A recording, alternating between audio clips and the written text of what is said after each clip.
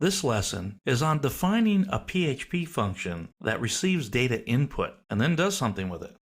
First, before we go look at the code, let's look at the web page here. It's just got 4 cities listed: Chicago, Detroit, Toronto, Los Angeles.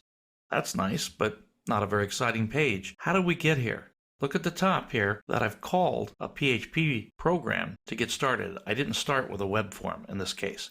So let's look at the code. Here we are.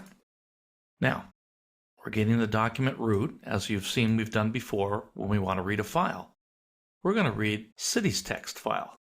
Remember, we put that in a level below our root directory, and we put it in a folder called data. So we have the 2 setup statements at the top, getting the root and defining the file name.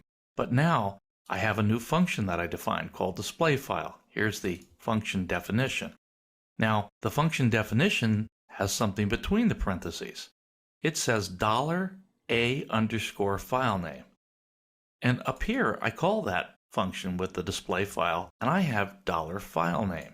So one of the questions people often have when they first start doing functions in PHP is, why doesn't this have to be the same as that?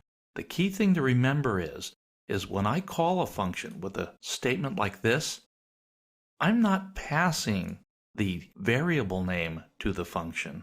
I'm passing the data value that is stored in the variable name, not really the variable name itself.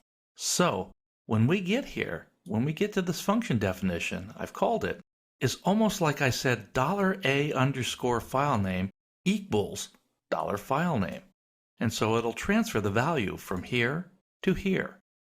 So now once I'm here, this variable is local to the function. You're going to learn a little bit more about that later. But essentially what that means is only the code inside the function can see that name and use the value contained within. And that's okay. This is what we want right now. So I've passed the file name to the function. Let's look at the code.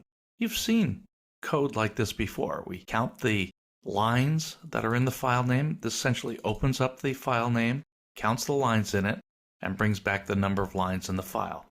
We're going to use that for the for loop below. Now we open the file name to read, get the file pointer. Here's where we use the lines in file counter to know how many times to do the for loop, just as we've done before. In here, we get 1 line from the file, put it in here. I trim it just to make sure there aren't any stray characters there, into the city, and I print city. This is what you saw on the web page. City, whatever the city was named when it was read from a line in the file, and then I have a break.